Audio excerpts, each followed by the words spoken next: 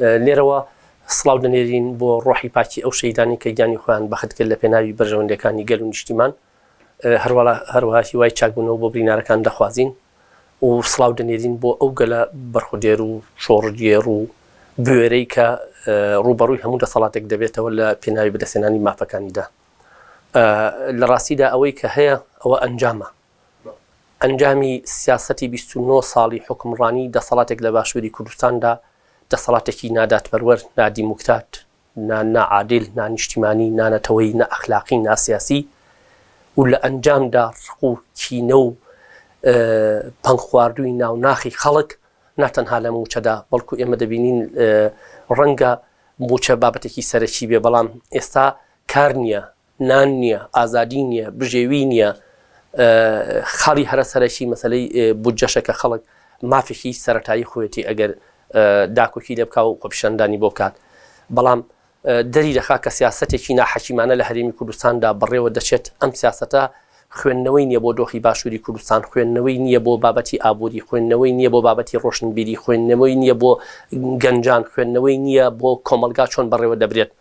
و لە ڕاستیدا ئێوە دەبینن سیاست لە پشتی لاپتۆپەوە بەڕێوە نابرێت. سەرۆکایەتی حکومەت بە ڕەنگێک دەخوازێت کۆمەلگایەکی بەو ڕەنگە لە دۆخێکی وادا کە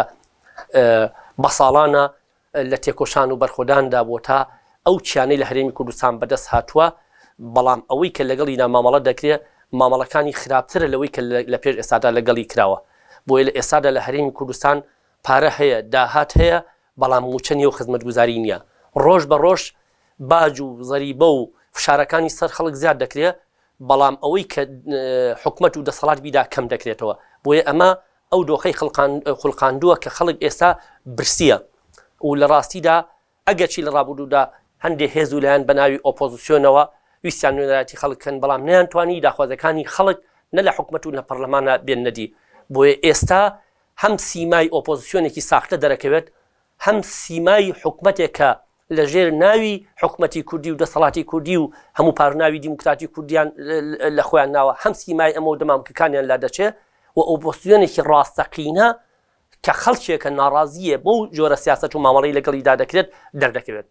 ئێستا جیلێکی نوێ، جیلێکی گەنج خوێندنەوەی هەیە بۆ دنیا دەبینێ. ئەم جیلە فول تاقەیە، فول وزەیە، ژیانی دەوێت، ئازادی دەوێت، نانی دەوێت، کاری دەوێت کە ئەمانە نییە. لە سایی حکومەتێکی بەو ڕەنگەدا بەدەست نایە. بۆیە ئەوەی کە ڕژاوەتە سەر شەقام هیچ شتێک ناناسێت. ئەمە دەنگی داخوازی خەڵکە، ئێمە تا دووارە دەپشتگیری لێ دەکەین، بە دەنگێکی ڕەوای دەبینین، بە دەنگێکی حەقی دەبینین. ئەمە سیاسەتێکی چاواشەکارانەیە، وەکو چۆن 29 ساڵە حکومڕانیەک بە چاواشەکاری بەڕێوە دەبن. ئێمە پێمان وایە ئەو لێدوانانە لە ئاستی بەرپرسیارەتی دانین، لێدوانێکن کە چاواشەکاری دروست دەکات. ئەوەی لە هەرێمی کوردستانە دەستی دەرەکی هێناوە بۆ خۆی ئەو دەسەڵاتەیە. لە بیرمان نەچێت لە سەرەتای نەوەتەکانەوە بەهۆی شەڕە ناوخۆکانی ئەوانەوە ئەوان دەستی دەرەکیان هێنایە ئێرە. و ئێستا دەسەڵاتێکەیە دەرگای هەرێمی کوردستانی واڵا کردووە بۆ ئەو کۆمپانیانەی کە سەرۆت و سامانی هەرێمی کوردستان دەرزن، بۆ ئەو دەستگا ئیستیخباراتیانەی کە لە هەرێمی کوردستاندا دەستگای ئیستیخباراتی پێش دەخەن، بۆ ئەو لەشکرە داگیرکاریانەی کە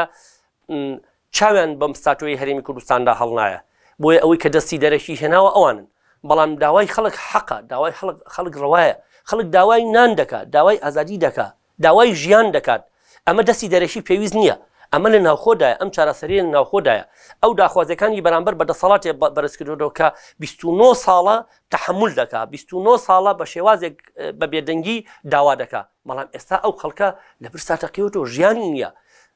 هەر شتێک کە پێویست بێ بۆ ئەو مەجبورە بیکات کە بەرامبەر بە دەسەڵات. بەڵام وەکو دەستی دەرەشی ئەوە سیاسەتێکی چاواشەکاریە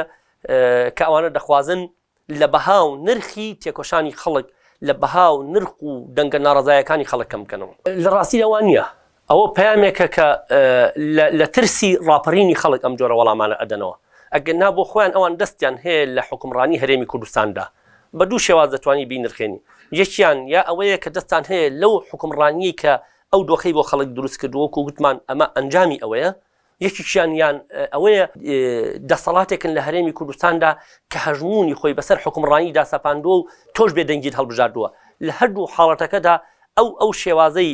وەڵامی ئەوان خەڵک گوێ لێ ناگرێت، چونکە خەڵک ئەو حەقیقەتە باش دەزانێت کە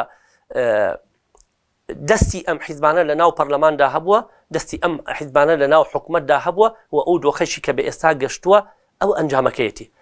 ئەو سیاسەتانەشی کە دەسەڵات کردوێتی بە ناوی حکوومەتەوە کردوێتی لەبەرەوە هەموو حیزبەکان تێیدا بەشدارن ئەو میلەتە وشارە ئەو میلەتە عاقڵە دەزانێت کە سیاسەتی حیزبایەتی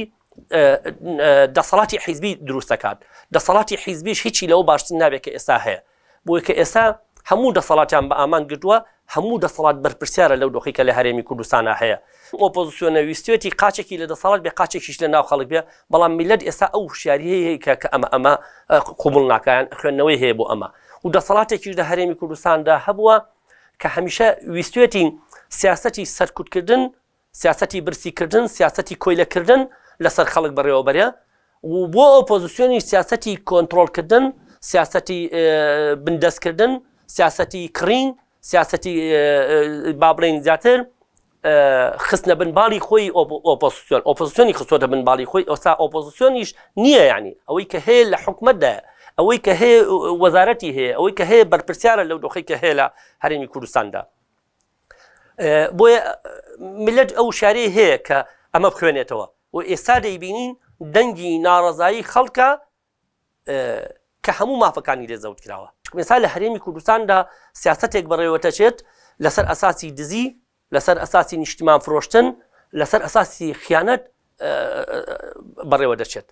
ئەیانێ ئەمە شۆڕکەنەوە بۆ ناو کۆمەلگار بۆیە خاڵی هەرە جوانی کۆمەلگا ئەوەیە کە ئێستا بەرامبەر بەدەسەڵات هەڵوێستی وەرگتووە ئەوەیە ناخوازێ خیانەت بەردەوام بێ ناخوازێ دزی بەردەوام بێ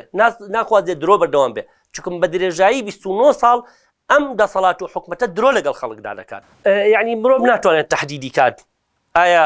ئیرادەی خەڵک سەر دەکەوێت بەسەر هێزی سەرکوتکردنی دەسەڵاتدا یان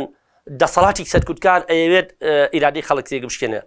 بەڵام ئەوە دڵنیام لەوەی کە ئەگەر بێت و ئەو جارەش سەرکوتیکەن ئیرادەی ئەو خەڵکە دەسەڵاتێکی بۆ ڕەنگە قوبڵ ناکە ئەمە سروشتی هەموو دەسەڵاتەکانی دنیا بووە دەسەڵاتێک کە نەتوانێت خزمەتی خۆی بکە دەسەڵاتێک کە سیاسەتی خیانەت و درۆ و دزی بەرامبەر بە میلەتی خۆی بەرێ بڕێەوە هیچ کاتێ نەیتوانیوە تا سەر بمێنێتەوە بۆیە ئیرادەی ئەو گەلە بە تایبەتی لە باشووری کوردستاندا لە مێژووی ڕابردوودا لە هیچ دەسەڵاتێکی قوبڵ نەکردووە بۆیە من دڵنیام لەوەی کە ئەم دەسەڵاتەش لەو دەسەڵاتانی تر بەهێزتر نییە ناتوانێت لە بەردەم ئیرادەی خەڵکدا خۆی ڕابگرێ من دڵنیام لەوەی کە ئیرادەی خۆپیشاندانی خەڵک سەر دەکەوێت چکم لە ئێستادا تا دێت دەنگی ناڕزایەکان بەرزتر دەبێتەوە تا دێت ڕخی خەڵک بەرامبەر بە دەسەڵات زیاتر دەبێت تا دێت هۆشیاری خەڵک زیاتر دەبێت تا دێت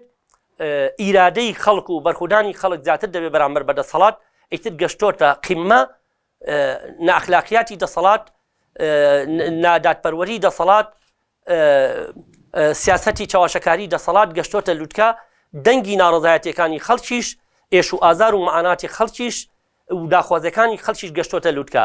هەمیشە ئیرادەی خەڵک لە ئیرادەی دەسەڵات بەهێزتر بووە بۆیە محل ئێستاوە سەرکەوتن و با بڵێن ئامانجەکانی ئەو خۆپیشاندانەی خەڵک دەبینین